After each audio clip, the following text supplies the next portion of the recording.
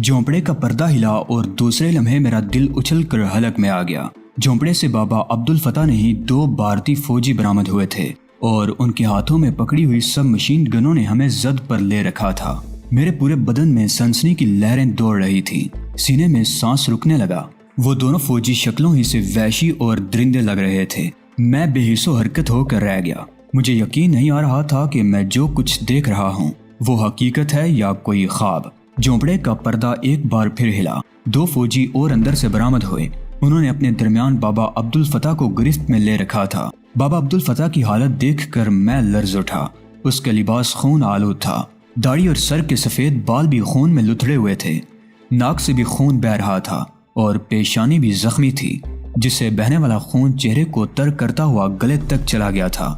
वो दोनों फौजी जिन्होंने बाबा अब्दुल फता को दोनों तरफ से बाहों की गिरफ्त में ले रखा था, उनमें एक लांस नाइक और दूसरा लेफ्टिनेंट था। लांस नाइक की राइफल उसके दूसरे हाथ में थी, जबकि लेफ्टिनेंट का रिवॉल्वर उसके होल्स्टर में उड़सा हुआ था।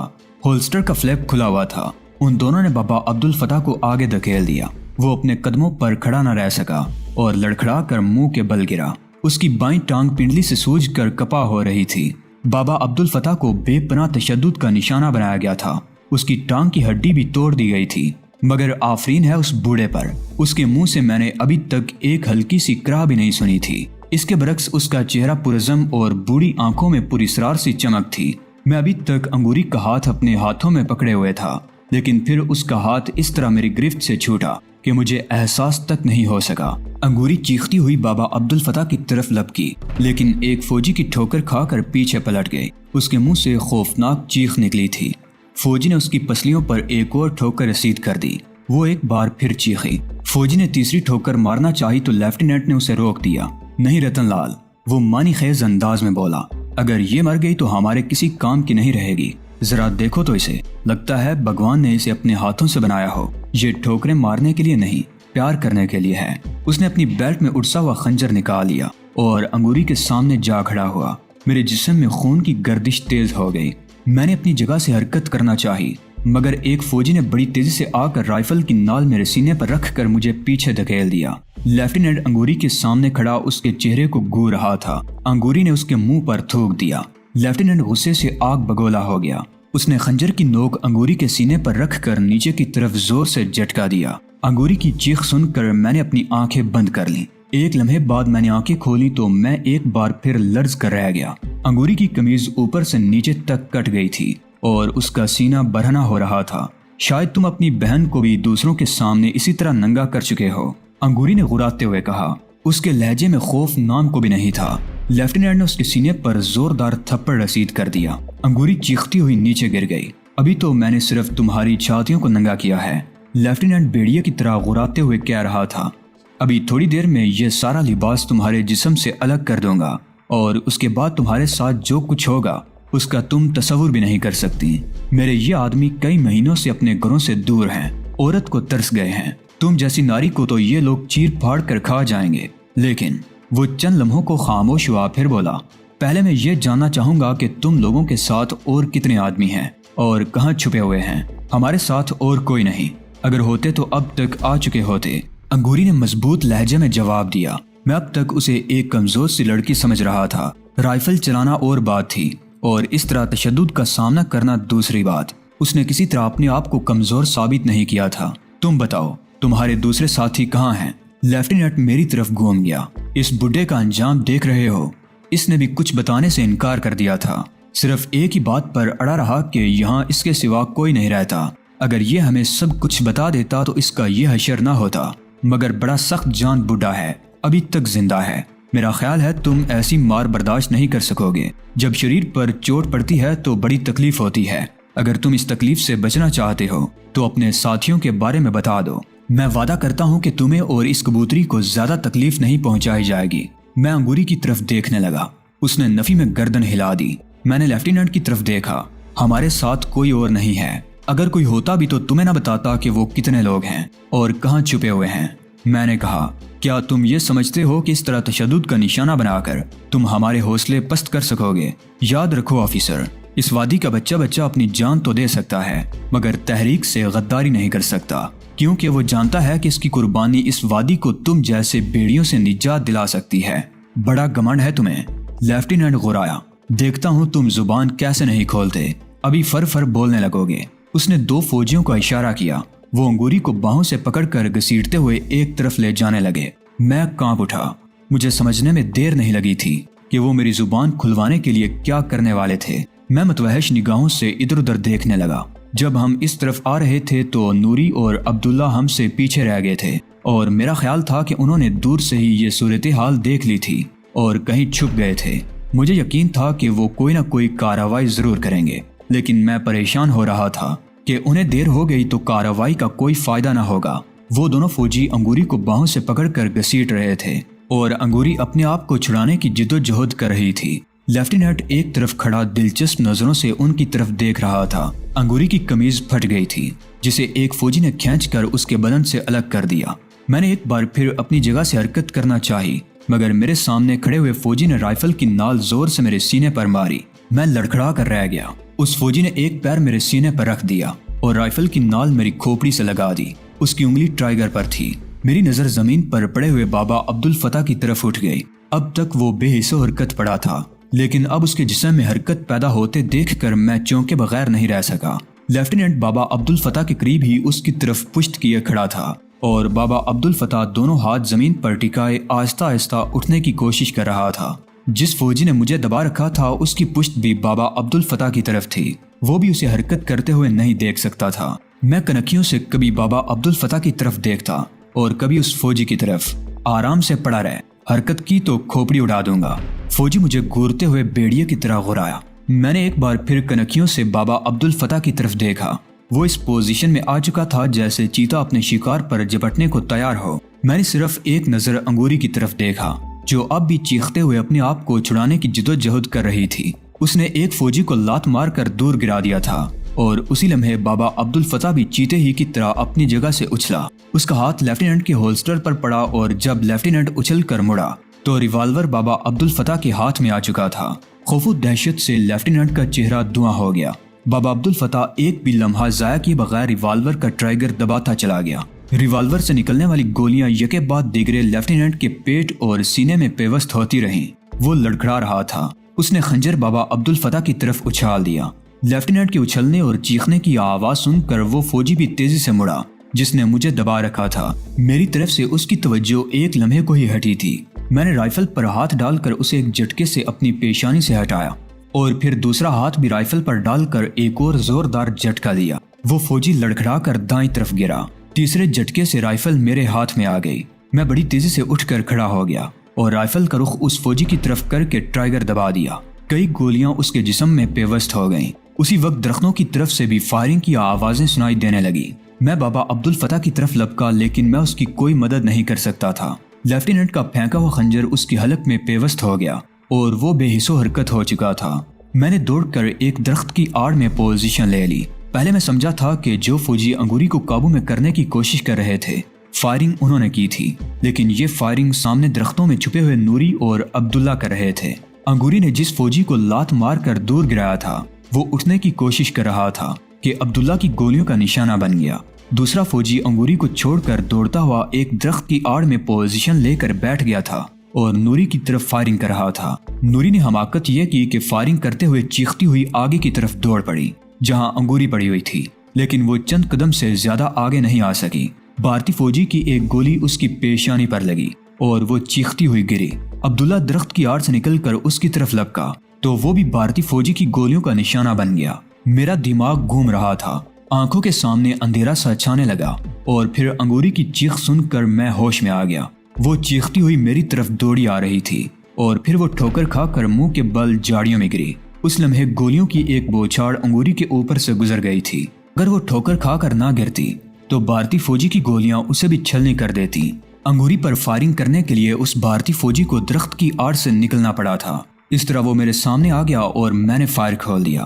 بھارتی فوجی نے بھی ٹرائگر دبا دیا، مگر اس کی رائفل خالی ہو چکی تھی۔ اس نے رائفل پھینک دی اور اٹھ کر خوفزدہ انداز میں چیختا ہوا ایک طرف بھاگ کھڑا ہوا، مگر زیادہ دور نہیں جا سکا۔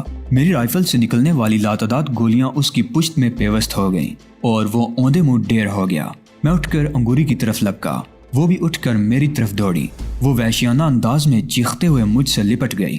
میں نے بھی اسے اپنی باہوں کی لپیٹ میں لے لیا۔ وہ چند لمحے چیختی رہی اور پھر یک خاموش ہو کر میری باہوں میں جول گئی۔ وہ بے ہوش ہو چکی تھی۔ میں نے انگوری کو آہستہ سے نیچے لیٹا دیا۔ وہ اوپر کے در سے برہنہ تھی اور اس کے سینے پر ایک چھوٹا سا زخم بھی تھا جس سے خون رس رہا تھا۔ میں کچھ دیر تک متوحش نگاہوں سے ادھر ادھر دیکھتا رہا۔ انگوری کی پھٹی ہوئی قمیض ایک طرف جاڑیوں میں پھنسی ہوئی تھی۔ میں نے وہ قمیض اٹھا کر جیسے تیسے کر کے اس کے جسم پر اس طرح ڈال دی کہ برہنگی چھپ گئی۔ میں دوڑتا ہوا عبداللہ کے پاس پہنچ گیا۔ وہ ختم ہو چکا تھا۔ چند گز پرے نوری کی لاش پڑی تھی۔ اس کی آنکھیں کھلی ہوئی تھیں۔ یوں لگتا تھا جیسے آسمان کی طرف دیکھتے ہوئے پوچھ رہی ہو کہ معصوم اور بے گناہ کشمیری عوام پر ڈھایا جانے والا یہ ظلم کب ختم ہوگا؟ ظالموں کے ہاتھ کون روکے گا؟ مظلوموں کی داد رسی کون کرے گا؟ میں نے اس کی آنکھیں بند کر دیں اور دوبارہ انگوری کے پاس چلا آیا تھا۔ وہ ایک جرأت مند لڑکی تھی۔ میں نے اس کی بہادری کا مظاہرہ دیکھا تھا۔ میں نے اسے غاصب دشمن پر موت برساتے ہوئے دیکھا تھا۔ دشمن پر گولیاں برساتے ہوئے اس کی آنکھوں میں وہ چمک دیکھی تھی جو عزت و ہمت کا مظہر ہوتی ہے۔ وہ بزدل نہیں تھی، لیکن اس وقت وہ خونخوار بیڑیوں میں اس طرح گر گئی تھی کہ اس کے حواس جواب دے گئے تھے۔ اس نے آخری دم تک ان بیڑیوں کا مقابلہ کیا تھا۔ اپنی آبرو بچانے کے لیے وہ ہوش و حواس کی آخری حد تک مزاحمت کرتی رہی تھی، اور جب وہ میری طرف دوڑی تو اس کے حواس جواب دے گئے تھے اور وہ مجھ سے لپٹ کر بے ہوش ہو گئی تھی۔ میں گھٹنوں کے بل انگوری کے پاس جھک گیا اور اس کے گال تھپ تھپا کر اسے ہوش میں لانے کی کوشش کرنے لگا، لیکن کامیابی نہ ہوئی تو دوڑ کر ندی پر پہنچ گیا۔ دونوں ہاتھوں کے پیالے میں پانی بھرا اور انگوری کے قریب پہنچ کر پانی اس کے منہ میں ٹپکانے لگا۔ کچھ چھینٹے اس کے چہرے پر بھی ڈالے۔ مجھے دوسری مرتبہ پھر پانی لانا پڑا۔ اس مرتبہ نتیجہ خاطر خواہ نکلا۔ وہ پہلے تو کسمسائی، پھر آنکھیں کھول دی۔ چند لمحے متوحش سی نگاہوں سے میرے چہرے کو تکتی رہی، پھر اسے سب کچھ یاد آ گیا اور وہ اچھل کر چیختی ہوئی مجھ سے لپٹ گئی۔ وہ جھٹکے سے جب اٹھی تو قمیض اس کے جسم پر سے ہٹ گئی تھی، لیکن اسے ابھی اپنی برہنگی کا احساس نہیں ہو سکا تھا۔ صورتحال نہایت سنگین ہونے کے باوجود میں اسے چشم پوشی نہ کر سکا۔ اس روز جب میں نے پہلی مرتبہ انگوری کے گھر میں اسے دیکھا تھا تو قمیض کے نیچے اباروں کو دیکھ کر میرا دل عجیب طرح سے مچلا تھا، اور میں جتنی دیر وہاں رکا تھا کنکھیوں سے اس کی طرف دیکھتا رہا تھا۔ پھر میں گلمرگ چلا گیا۔ میں کئی روز اس سے دور رہا، لیکن اس کی تصویر ایک لمحے کو بھی میری آنکھوں سے اوجھل نہیں ہوئی تھی، اور جب وہ دوبارہ ملی تو بھی میں اسے دیکھتا رہتا تھا۔ ابھی کچھ دیر پہلے ہی واپس آتے ہوئے وہ ایک مرتبہ پھر رپٹ جانے سے گر گئی تھی، اور میں اسے اٹھانے کے لیے جھکا تھا تو میری نظریں اس کے گریبان کے اندر تک رینگ گئی تھیں، اور میں اپنے آپ میں ایک عجیب سی سنسنی محسوس کرنے لگا تھا۔ اور اب وہ برہنہ حالت میں مجھ سے لپٹی ہوئی تھی۔ میرے دونوں ہاتھ اس کی برہنہ پشت پر تھے، لیکن میرے اندر نہ تو کسی جذبے نے سرکشی کی تھی اور نہ ہی خون کی گردش میں تیزی آئی تھی۔ البتہ زندگی کے جس سنسنی خیز اور خوفناک ترین تجربے سے اس وقت ہم گزر رہے تھے، اس سے میرے دماغ میں بھی سنسناہٹ ہو رہی تھی۔ انگوری میرے ساتھ لپٹی سسکیاں بھر رہی تھی۔ زندگی کے اس خوفناک تجربے نے اس پر زیادہ اثر کیا تھا۔ وہ خونخوار بیڑیوں کی ہوس اور موت کا شکار ہوتے ہوتے بچی تھی۔ ہوش میں آؤ انگوری، میں نے اس کی پشت تھپ تھپاتے ہوئے کہا۔ سب کچھ ختم ہو گیا، اب اپنے آپ کو سنبھالو، ہمیں ابھی بہت کچھ کرنا ہے۔ اس نے اب بھی مجھے باہوں کے حلقے میں کس رکھا تھا۔ وہ گرفت ڈھیلی کر کے ذرا سا پیچھے ہٹی تو اسے اپنی برہنگی کا احساس ہو گیا۔ وہ چیختی ہوئی اچھل کر پیچھے ہٹ گئی، دونوں ہاتھ سینے پر لپیٹ لیے اور متوحش نگاہوں سے ادھر ادھر دیکھنے لگی۔ اس کی پھٹی ہوئی قمیض قریب ہی پڑی ہوئی تھی۔ میں نے قمیض اٹھا کر اس کی طرف بڑھا دی۔ اسے تم پہن نہیں سکتی، فی الحال ایسے ہی لپیٹ رکھو۔ میں اٹھ کر دوسری طرف دیکھنے لگا۔ انگوری نے وہ پھٹی ہوئی قمیض کس طرح اپنی برہنگی چھپانے کے لیے جسم پر لپیٹی تھی، میں اس تفصیل میں نہیں جانا چاہتا۔ البتہ 2-3 منٹ بعد وہ میرے قریب کھڑی تھی۔ میں نے اس کی طرف دیکھا تو اس نے نظریں جھکا لیں اور جسم چھپانے لگی۔ وہ برہنگی پوری طرح نہیں چھپا سکی تھی، آنسو اس کے رخساروں کو تر کر رہے تھے۔ یہ کیا ہو گیا شمروز؟ اس نے سسکی بھرتے ہوئے اپنا سر میرے سینے پر ٹکا دیا۔ حوصلہ رکھو انگوری، تم تو بہت باہمت لڑکی ہو۔ میں نے اس کا کندھا تھپ تھپایا۔ پہلے ہمیں ان لاشوں کا بندوبست کرنا ہوگا، اس کے بعد کوئی اور بات کریں گے۔ وہ جیسے ہی پیچھے ہٹی تو کپڑا پھر اس کے بدن سے سرک گیا۔ میں رخ بدل کر کھڑا ہو گیا اور اپنا کرتا اتار کر اس کی طرف بڑھا دیا۔ فی الحال یہ پہن لو، بعد میں دیکھیں گے کہ بابا کے جھونپڑے سے تن ڈھانپنے کی کوئی چیز مل جائے۔ اس نے میرے ہاتھ سے کرتا لے لیا اور 3 منٹ بعد کرتا پہن کر سامنے آ گئی۔ اس کے سینے پر معمولی سا زخم تھا جس سے خون رس رہا تھا۔ میرا خیال ہے جب وہ بھارتی فوجیوں سے نبرد آزما تھی تو یہ زخم اس وقت لگا ہوگا، یا جب وہ گری تھی تو کوئی نوکدار پتھر لگ گیا ہوگا، اور جب وہ مجھ سے لپٹی تھی تو خون کا معمولی سا دبا میرے کرتے پر بھی لگ گیا تھا اور میرا کرتا پہن لینے کے بعد تو وہ سرخ دبا کچھ پھیل بھی گیا تھا، لیکن انگوری کو ابھی تک شاید چوٹ کی تکلیف کا احساس نہیں ہوا تھا۔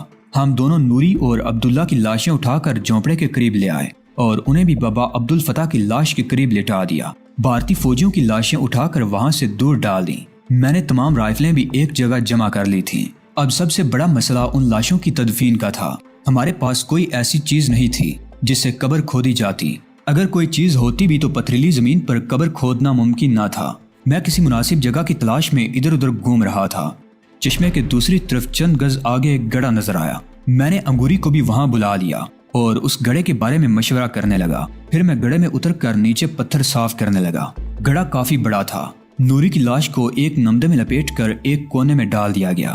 اس کے ساتھ عبداللہ کی لاش کو بھی ایک چادر میں لپیٹ کر لٹا دیا گیا۔ دوسری طرف بابا عبدالفتاح کی لاش کو بھی چادر ہی میں لپیٹ کر ڈال دیا گیا۔ درختوں کی موٹی موٹی شاخوں سے گڑھے کو ڈانپ کر اوپر پتھر رکھ دیے تاکہ جنگلی جانور انہیں کوئی نقصان نہ پہنچا سکیں، اور پھر میرے ساتھ انگوری نے بھی دونوں ہاتھ اٹھا دیے۔ دعا مانگتے ہوئے اس کی ہچکیاں جاری تھیں۔ میری آنکھوں سے بھی آنسو بہہ نکلے۔ اس کے آدھے گھنٹے بعد ہم جھونپڑے کے سامنے چٹائی پر بیٹھے صورتحال کا جائزہ لے رہے تھے۔ شروع میں جب ہمیں گرا گیا تھا تو میں سمجھا تھا کہ ان فوجیوں کے اور ساتھی بھی ہوں گے، لیکن میرا یہ خدشہ بے بنیاد نکلا۔ صرف وہی چاروں تھے جو مہم سر کرنے نکلے تھے۔ یہ بھارتی فوجی زیادہ تعداد میں بھی پہاڑوں کے اندر تک نہیں جاتے۔ حیرت ہے صرف یہ چاروں یہاں تک کیسے آ گئے تھے۔ انگوری نے میری طرف دیکھتے ہوئے کہا، بابا عبدالفتاح بہت عرصہ سے یہاں تھا۔ میں نے کہا، ایک مجاہد کی حیثیت سے اس نے ماضی میں بھارتیوں کو ناقابل تلافی نقصان پہنچایا تھا۔ وہ وادی کشمیر میں بھارتیوں کو سب سے زیادہ مطلوب تھا۔ ہو سکتا ہے کسی نے اس کی مخبری کر دی ہو۔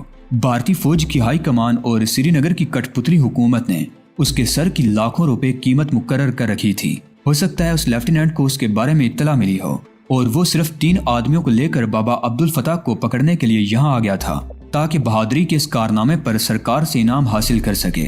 تم ٹھیک کہتے ہو، انگوری بولی، لیکن انہیں کیسے پتا چلا کہ بابا عبدالفتاح کے علاوہ یہاں کوئی اور بھی موجود ہیں؟ یہاں بہت سی ایسی چیزیں بھی موجود ہیں جن سے اندازہ لگایا جا سکتا ہے کہ یہاں ایک سے زیادہ افراد رہائش پذیر ہیں۔ میں نے جواب دیا، وہ صرف بابا عبدالفتاح کو پکڑنے کے لیے آئے ہوں گے، لیکن یہاں پہنچ کر انہیں اندازہ ہوا ہوگا کہ کچھ اور لوگ بھی ہیں۔ بابا عبدالفتاح نے بے پناہ تشدد برداشت کر لیا، لیکن ہمارے بارے میں زبان نہیں کھولی، اور پھر اتفاق سے اس وقت ہم بھی پہنچ گئے اور ہماری آوازیں سن کر وہ جھونپڑے میں چھپ گئے اور اس طرح ہم ان کے گھیرے میں آ گئے۔ لیکن سوال یہ پیدا ہوتا ہے کہ بابا عبدالفتاح کے بارے میں مخبری کس نے کی ہوگی؟ اس بستی کے تو سب لوگ۔ انگوری کچھ کہتے کہتے رک گئی۔ کوئی خاص بات؟ میں نے سوالیہ نگاہوں سے اس کی طرف دیکھا۔ رستم، مجھے اس پر شبہ ہے، انگوری نے کہا۔ رستم کون؟ میں نے پوچھا۔ بستی کا ایک دکاندار ہے، انگوری نے جواب دیا۔ بابا عبدالفتاح نے ایک روز بتایا تھا کہ رستم تقریباً 4 مہینے پہلے بستی میں آیا تھا۔ وہ زخمی تھا اور بہت بری حالت میں تھا۔ اس کی کہانی اس کی حالت سے بھی زیادہ دردناک تھی۔ انگوری چند لمحوں کو خاموش ہوئی، پھر بات جاری رکھتے ہوئے کہنے لگی، بابا عبدالفتاح کے کہنے کے مطابق سری نگر میں رستم کے ہاتھوں ایک فوجی مارا گیا تھا۔ سری نگر کے شہری اس روز سری نگر کی پولیس اور فوج کے مظالم کے خلاف لال چوک پر مظاہرہ کر رہے تھے۔ پولیس نے پرامن مظاہرین پر لاٹھی چارج کر دیا، جس پر مظاہرین بھڑک اٹھے اور پولیس پر پتھراؤ شروع کر دیا۔ فوج نے پولیس کی حمایت میں مظاہرین پر گولی چلا دی۔ 2 بے گناہ کشمیری شہید ہو گئے۔ مظاہرین میں رستم بھی شامل تھا اور اس کی جیب میں پستول بھی موجود تھا۔ اس نے گولی چلا دی جو ایک فوجی کی پیشانی میں لگی اور وہ ڈھیر ہو گیا۔ رستم وہاں سے بھاگ نکلا، لیکن اسی رات فوجیوں نے اس کے گھر کو گھیرے میں لے لیا۔ رستم نے مکان کی چھت سے فوجیوں پر پستول سے فائرنگ کر دی۔ وہ تو کسی فوجی کا کچھ نہ بگاڑ سکا، البتہ فوجیوں نے اس کے مکان کو آگ لگا دی۔ رستم تو زخمی ہو کر بھاگنے میں کامیاب ہو گیا، لیکن اس کی بیوی اور دونوں بچے ہلاک ہو گئے اور مکان کے ساتھ جل کر راکھ ہو گئے۔ رستم کسی نہ کسی طرح اس بستی میں پہنچ گیا۔ بستی والے اس کی کہانی سے متاثر ہوئے بغیر نہیں رہ سکے تھے۔ وادی کا ہر دوسرا شخص بھارتیوں کے ایسے ہی ظلم و ستم کا شکار ہے۔ وہ سب حسب توفیق ایک دوسرے کی مدد بھی کرتے ہیں۔ بستی والوں نے رستم کی بھی مدد کی، اسے رہنے کے لیے 2 کمروں کا ایک مکان دے دیا اور تھوڑے بہت پیسے جمع کر کے اسے بستی کے چوک میں دکان کھلوا دی۔ بابا عبدالفتاح بھی اس سے مل چکا تھا اور پتہ نہیں رستم پر بابا کو کیوں شبہ ہونے لگا۔ بابا کے کہنے کے مطابق آخری مرتبہ جب اپنی ضرورت کی چیزیں لینے کے لیے بستی گیا تو رستم کی دکان بند تھی۔ ایک آدمی سے پوچھنے پر پتہ چلا کہ وہ سری نگر گیا ہوا ہے۔ بابا عبدالفتاح کے کہنے کے مطابق رستم پر ان کا شبہ کچھ اور بھی قوی ہو گیا، کیونکہ اس آدمی سے یہ بھی معلوم ہوا تھا کہ اس بستی میں آنے کے بعد رستم 3-4 مرتبہ سری نگر جا چکا ہے۔ دوستو، آج کی قسط آپ کو کیسی لگی؟ کامنٹ باکس میں اپنی قیمتی رائے کا اظہار لازمی کریں۔ ویڈیو کو لائک کر کے اپنے دوستوں عزیزوں سے لازمی شیئر کریں۔ چینل کو لازمی سبسکرائب کریں۔ اگلی ویڈیو تک اجازت دیجیے، تب تک اپنا اور اپنے اس چینل اعلان حقیقت کا خیال رکھیے گا۔ اللہ نگہبان۔